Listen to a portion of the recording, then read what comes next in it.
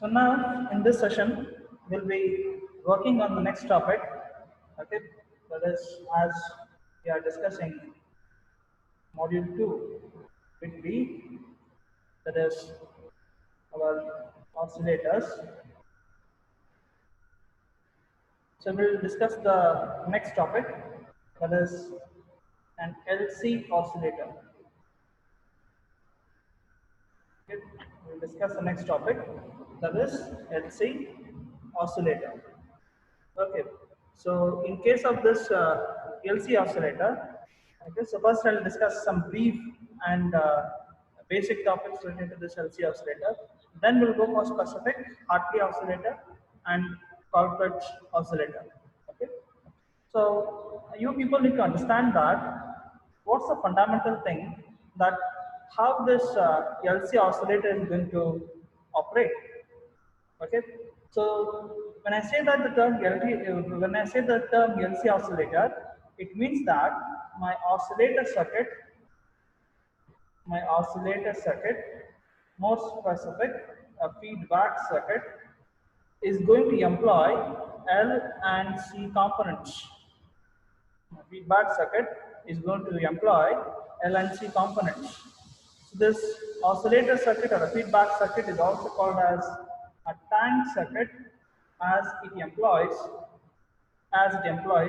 energy storing components, as it employs energy storing components, specifically inductor and a capacitor.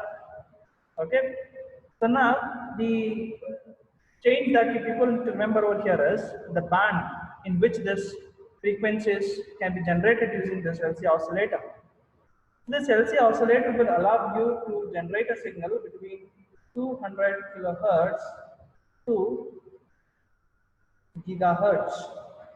So if you want a frequency of your oscillator signal, if you want your signal frequency in the band of 200 kilohertz to some gigahertz, then you have to go for LC oscillator. But if you want a frequency range in an audio frequency, that is from 20 hertz to some around 20 kilohertz, then in this band we use RC phase shift oscillator. Between 20 hertz to 20 kilohertz, we use this RC oscillators, and LC oscillators are used in the band of 200 kilohertz to some gigahertz. Okay, so because of this high frequency range, these oscillators, they are used for sources for radio frequency energy. Okay, they are used for sources for radio frequency energy. So now we'll discuss the fundamental thing, that how this tank circuit or a LC circuit is going to operate. A LC circuit or a tank circuit is going to operate. Okay. So now let me say here, I'll be having a capacitor in parallel to an inductor. I'll be having a capacitor C in parallel to the inductor. Okay. Now let us understand that how this circuit, a tank circuit, is able to produce some oscillatory signals. Now, the first step that we'll be normally doing over here is, so we will have this component C. We'll have this component C. So this component C, it is being charged by some DC source. It is being charged by some DC source. Let me say that this is the positive potential, this is the negative potential. Then the positive charges accumulate on this plate, and negative charges accumulate on this plate. So once this C, it has been completely charged to its potential, then this C is installed into the circuit. Then it means this is a charge carrying capacitor. It's a charge carrying capacitor with the polarity, this being positive, this being negative. Now, this is nowhere acting as the passive component. Now, this is working as an active component, having some charges imbibed in it. And now, this is going to circulate the current into the circuit from negative to positive. Now, I know that when this component starts discharging the energy, so at that time, the polarity on this capacitor will be reversed. So during discharging, the polarity becomes negative, negative, positive. The polarity becomes negative, positive. So this is the polarity which is being seen during charging or when it is charged, to be openly speaking, when it's charged. Okay, and this is the polarity which is being seen when it is going to be discharged. When it is going to be discharged. Okay, so now initially I just had a simple passive component C, it was being charged, and now that charged component I am imbibing it into the circuit, and this is going to circulate the energy in this closed loop. Now I know that this component stores the energy in the form of electrostatic energy, electrostatic energy, and this energy gets converted, or this energy is stored into this inductor in the form of electromagnetic energy. Electromagnetic energy. So now this is acting as an active component, this is acting as a passive component. Now let me say that when all the charges from this component is being transferred from C to L, at that time no charges are there within the C, and all the energy is stored in the inductor. Now what does this inductor will do? This inductor is going to act as an active component in turn, again making the charges to flow from the inductor to the capacitor. It means once again the energy gets converted from an electromagnetic energy to an electrostatic energy with the polarity positive, negative. Understanding? So when this is discharging, when conversion from electrostatic to electromagnetic is happening, polarity is negative, positive.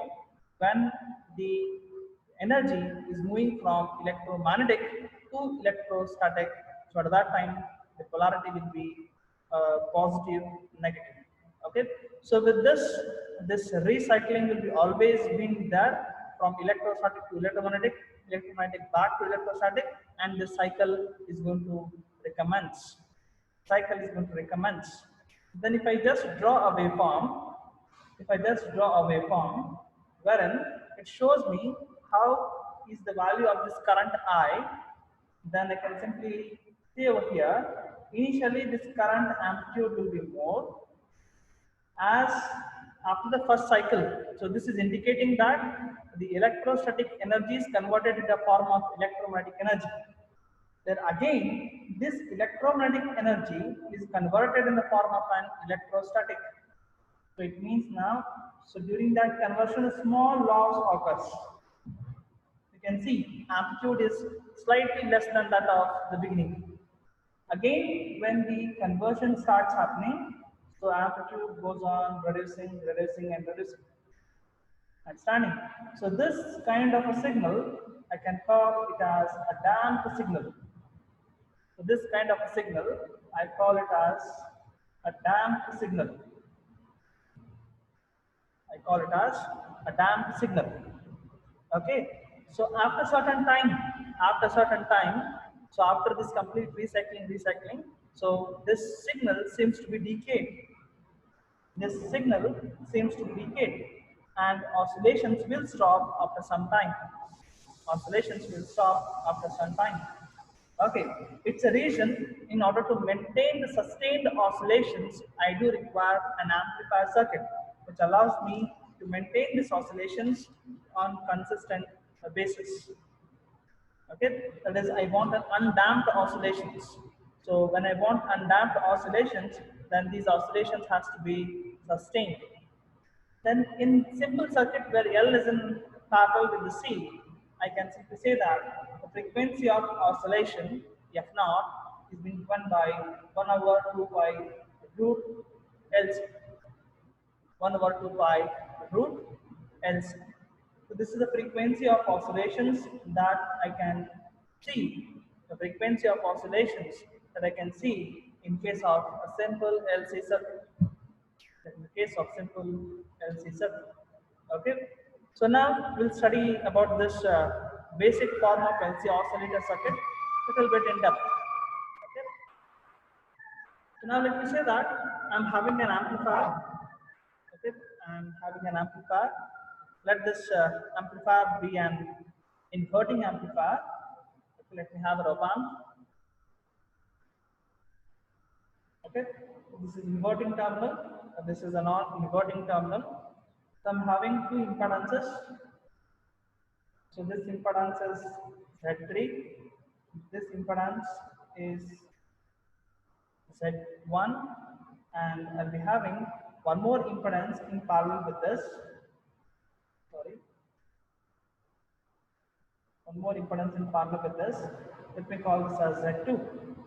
So this will be connected to the ground, and part of the impedance is being fed as input to your inverting input terminal. And non-inverting will be grounded. So this is a simple circuit using an op amp. Okay, using an op amp. Now, since input is being given to a inverting input terminal, there will be a phase shift of 180 degree produced by this particular circuit. It means my feedback circuit, my tank circuit should be able to produce a phase shift of 180 degree additional. Okay. Now let me say that as I know that my op amp operates such that the input resistance of op amp is very high. Ideally, the input resistance of my op amp is infinite. It simply means to say the current drawn by my op amp is almost zero. So this component operates with almost zero drawing of the current. So this I is zero. What does it indicate? It simply indicates the current that is going to flow at this terminal or through this wire. It will be zero. So I is equal to zero over here. And this potential at this node with respect to the ground is nothing but my feedback voltage. Is nothing but my feedback voltage. Okay, is nothing but a feedback voltage. So if I want to make you understand this topic something in depth, then let me draw the equivalent circuit for this concept. Okay, so I'll be having my op amp, which is being represented like this. Okay, so I can show over here with an dependent source, positive negative, AB into VI. Okay, I'll be having the output resistance. Okay, so this will be grounded. So this is my R naught. The output resistance is connected to a branch where I am having two impedance. Okay, and over here I'll be having one more impedance in parallel to this. Okay, and at this junction, this is given as input to the another terminal. This is my inverting input terminal. Okay, and this is my non-inverting input terminal. So this is how I'm able to represent that. So in order to say that this gain or whatever output voltage I'm going to get, it will be phase shifted one angle 180 degree. I can write this as minus AB into VI. Minus AB into VI. So once again, this is my Z3, this is my Z1, and this is my Z2. Okay, and this potential across Z1 is nothing but my feedback voltage. Is nothing but my feedback voltage. Okay, so this is how is my equivalent circuit that I can represent for you people. Now, first what we'll do is we'll make an amplifier analysis. So we'll see how this amplifier is going to work in this particular configuration. Then we'll switch our concentration to the feedback. Okay. So if I consider the analysis of the amplifier stage, if I consider the analysis of amplifier stage, then I can simply write a circuit wherein I'm having and source positive negative a V into Vi. This is being grounded, and this is my R naught output resistance, and whatever this impedance is there, I treat this as my load impedance. I treat this as a load impedance whose equivalent value I am going to consider. Sorry, whose equivalent value I can consider. Let me say this is my ZL, okay, wherein I am going to get my output voltage. Okay, and the current that flows into this loop is my current I. Is my current I. Okay, so I know that my value of I is 0. As you know, this value of current I is equals to 0 over here. This will not draw any current because input resistance is infinite. Okay, so I is 0, and since I is 0 from this circuit, I can simply say my Z1 is in series with Z3 because this branch is not there. Since this branch is not there, Z1 and Z3 both are in series. Its effective is in parallel with Z2. Okay, I can simply write over here my ZL, the load impedance, it is been defined in such a manner that Z1 and Z3 it is in series. X1, your Z1 plus Z3, okay, it is in series. So I'm going to consider its summation. And effective of that, it is in parallel with your Z2. It is in parallel with your Z2. Okay, so now if I want to have this value of what's the exact value of the current I, then I can simply write over here as with respect to this circuit. Okay, I is equals to, I want to have the equation for this I. So I know from the first fundamentals of Ohm's law, V is equals to I into R. What is I? I is V by R. But in my circuit, I don't have only resistance, but I am having some reactance also. So it is V divided by the impedance. V divided by the impedance. Then how I can write my equation for I? I can write this as this voltage is nothing but this source. So I can write this as AV into VI. So since it is producing a phase shift of 180 degree, I'm going to write it over here as minus. So minus AV into VI divided by the total resistance is nothing but R0 plus ZL. So this is the resistance of the circuit. So it is now R0 plus the ZL. Understanding? Is it clear to you? Now, if I know what is the value of I, this allows me to compute what is my output voltage, the voltage that is seen across the impedance. So I can simply write my V out will be equal to the current flowing through a circuit I into the impedance offered by this component ZL. Okay, so my V0 is defined as I into ZL. Now I can just substitute the value of I in this expression, and I can get the expression for my V0 as somewhat like this. So I can have the equation for my V0 as V0 is equals to, what is I? So I know over here, what's the equation for I? Equation for I is minus AV into VI divided by R0 plus ZL. So minus AV into VI divided by R0 plus ZL. So this is your I into the value of ZL into the value of ZL. Okay, so this is what is the case. Now, if I take a ratio of V out by Vi, I'm going to take this Vi from this term to the denominator. Then what happens? So V out by Vi will be equal to minus AV into ZL divided by R0 plus ZL. Okay, so V naught by Vi is nothing but the voltage gain of the amplifier. The voltage gain of the amplifier has been given by minus AV into ZL divided by R naught plus ZL. Understanding? This negative sign is in accordance with the 180-degree phase shift produced by amplifier. Produced by amplifier. Understanding? So this is an analysis that I can simply say that I can get it from my amplifier stage. So for this particular circuit, so we divided the analysis in terms of amplifier analysis and feedback circuit analysis. So from the amplifier analysis, we are able to compute what is the gain of the amplifier. The voltage gain of the amplifier has been defined as the out by P, which is minus AV into ZL divided by R0 plus ZL.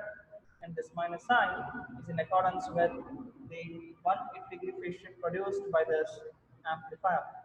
Okay, so now we'll go to the second stage of this, that is, we'll be discussing the analysis on the feedback circuit. This is very, very important.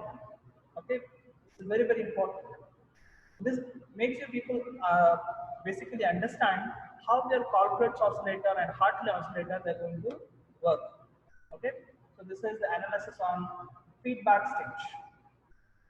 Analysis on feedback stage. Analysis on feedback stage. Okay, so now I can simply write over here. Okay, I know what is my feedback voltage. Okay, I want to write equation for my feedback voltage. So how I can write a equation for feedback voltage? Will you assist me to write it? So take this circuit as a reference for you. So you are having your Z3, Z1 and Z2. The voltage drop across your Z1 is your feedback voltage, this voltage. So how can you write an equation for this? How can you write an equation for this? Give me the answer in terms of a group chart.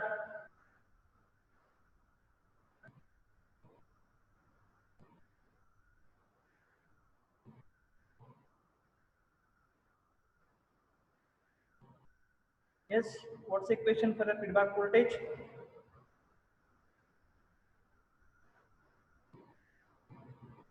Any attempts? Yeah, true. This is a voltage divider circuit. There is no doubt in that. I want equation for VF. Voltage drop across Z1. How will you write it? How will you write it? The equation for your feedback voltage has been given by. So this is nothing but for your simplicity. I just draw the circuit over here. So here I am having my impedance Z3. Then I am having my impedance Z1. Okay. Then over here I will be having my impedance Z2. So this is my output voltage V out. This is my output voltage V out. And this is my feedback voltage. So this is my feedback voltage. Okay. So I want to write equation for VF. How to write it? So this is Z1 divided by Z1 plus Z3 into what is the voltage to the circuit. So this has been grounded. What is the voltage to the circuit is nothing but V out. Okay, so I can write it here V out. Now from the first fundamentals I know that Vf divided by V out is nothing but Z1 divided by Z1 plus Z3. What is Vf by V naught? What is this ratio talking about? What is this ratio talking about? Gain. Now, which gain? Feedback gain. Okay. Any term you are having to denote it?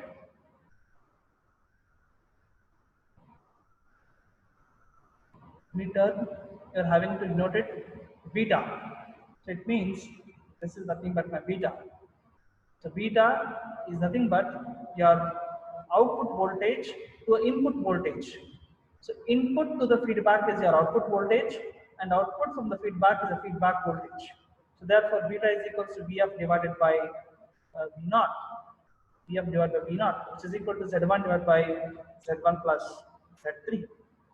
Now, I want to design my feedback circuit beta such that it should have a phase shift which has to be produced.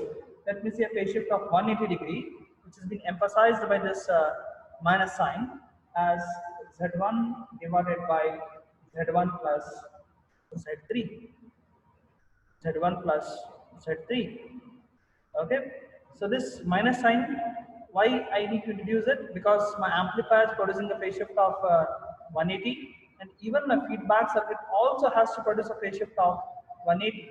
Then the closed loop phase shift will be equal to 360 degree or 0 degree. So it means my the feedback factor should be equal to minus Z1 divided by Z1 plus Z3. Okay, is it clear to you? Now we will obtain an expression for minus a beta as Bark-Hussein criteria that minus a beta should be equal to 1. Now we'll compute what is this a beta. Okay, we'll compute this minus a b into a beta. So this will be equal to, so AB, I know what's the expression for AB. Okay, expression for AB is this minus and as it is minus AB, right, into ZL divided by R0 plus ZL. So this is the expression for my AB, right? It's the equation for the gain AB into VI divided by R0 plus ZL. Okay, now I want to write the expression for beta. What's the expression for beta? Z1 divided by Z1 plus Z3. Okay, Z1 divided by Z1 plus Z3. Now I know that the required loop gain, that is ZL, this ZL internally can be written as, right over here, you know that ZL, the effective impedance of this particular network, I can write the equation for ZL as ZL is equals to Z1 in parallel to Z3 in its effective, sorry, Z1 in series with the Z3, effective in parallel with Z2. It's effective in parallel with Z2. Then I can simply write over here Z1 plus Z3. Okay, it's effective in parallel with Z2. That is, if I want a proper expression for ZL, I can write over here Z1 plus Z3, okay, into Z2 divided by Z1 plus Z2 plus Z3, okay, divided by Z1 plus Z2 plus Z3. Now, so this value of your ZL has to be posted onto this equation, has to be implemented in this equation. Then I can simply write my AB beta is equals to minus, okay, so AB as it is. What is this ZL? ZL is nothing but Z1 plus Z3 into Z2 divided by Z1 plus Z2 plus Z3. Okay, whole divided by okay, this term R0 plus ZL, R0 plus ZL, where ZL is once again Z1 plus Z3 into Z2 divided by Z1 plus Z2 plus Z3. So this term as this, there is nothing but Z1 divided by Z1 plus Z3. So I've kept this term as it is. Okay. Now, what is that I'll be doing over here is, I'll be just taking the LCM. Okay. In other words, just to make the thing simple over here, I'll just divide both numerator and denominator by Z1 plus Z3. Okay. Just to make the things simple, I will divide both numerator and denominator by z1 plus z3 divided by z1 plus z2 plus z3. For this term, I'm dividing I'm dividing both numerator and denominator by z1 plus z3 divided by z1 plus z2 plus z3. So when I divide both numerator and denominator by z1 plus z3 divided by z1 plus z2 plus z3, both are numerator and denominator. What is the equation I will be getting? I will be getting an expression wherein I can simply write minus AV into beta is equals to minus AV Z1 into Z2 whole divided by R naught in the bracket Z1 plus Z2 plus Z3 Z1 plus Z2 plus Z3 plus Z2 into Z1 plus Z3. Okay. Z2 into Z1 plus Z3. Now, what is that you people need to understand from this equation is your Z1, Z2 and Z3, all these three, they are all pure reactive elements. Pure reactive elements. So pure reactive elements means what? So pure reactive elements means, it simply means to say the resistance offered by this component is nullified and you are having only the reactance offered by this component. Since you are having only the reactance offered by this component, I can simply say that this Z1 can be defined as J times that of X1, Z2 J times that of X2 and Z3 can be J times that of X3. Now I can write this the value of x. The value of x can be defined as omega L if the type of reactance is inductive reactance. If type of reactance is inductive reactance. This x can take a value minus 1 over omega c provided if the reactance is of the type capacitive reactance. If this x is xc, then it is minus 1 over omega c. If this x is xl, then it is just omega l. Okay. Now, if I just substitute the value of z1, z2, z3 into this expression, what is that I'll be able to get it? I can simply get a term over here as I can write my term minus AV into beta as term AV into beta is equals to minus AV as this. Okay, for your reference, I'll just arrange the sheet like this. Okay, that will have a reference of the equation. Minus AV as this. What is this Z1? I can write this Z1 as J times Z of X1. J times Z of X1. Z2 as J times Z of X2 whole divided by R naught into Z1 is Jx1 plus Jx2 plus Jx3 plus Jx2 into Jx1 plus Jx3. Okay, this is what I'm going to get it. Okay, this is what I'm going to get it. So if I separate real term on one side, imaginary term on other side, then I can simply get the expression as minus AV beta is equals to, okay, is equals to AV into x1 into x2, because that JJ becomes minus 1, so minus minus will be eliminated. J into J is J square.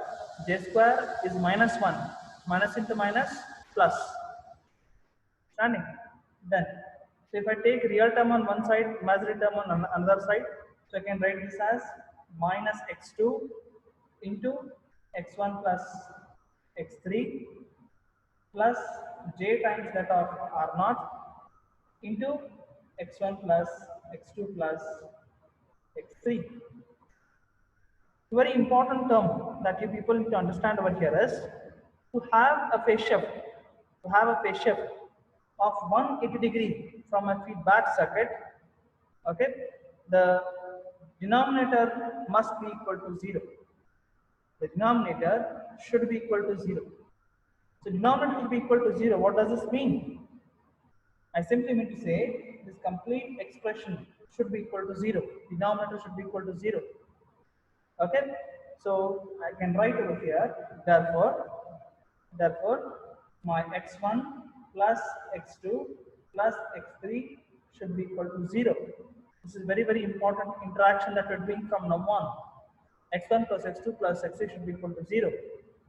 If I substitute this equation into my circuit or into my expression above, then my equation AB beta turns out as, okay, AB into x1 into x2 divided by, so x1 plus x2 plus x3 has become 0. This term has become 0. Left out is x2 into x1 plus x3. Now this minus sign, what is there in denominator, that can be defined to the whole term. Can define the whole term. That is, my feedback is developing the phase shift of 180 degree. Okay. So now, but from this equation, where x1 plus x2 plus x3 equal to 0, I can write this as x2 is equals to x1, or I can do in another manner. I'll keep x1, x3 as it is. x1 plus x3 is equals to, I'll move this term from my LHS to RHS, so it becomes minus x2. So x1 plus x3 should be equal to minus of x2. So because I'm having this term over here, x1 plus x3, so what I can do over here, I can just utilize this expression and write over here as minus AB beta is equals to minus AB x1 into x2 divided by x2 into x1 plus x3. Now I know this x1 plus x3 is nothing but minus x2. So I can write this as minus AB into x1 into x2 divided by x2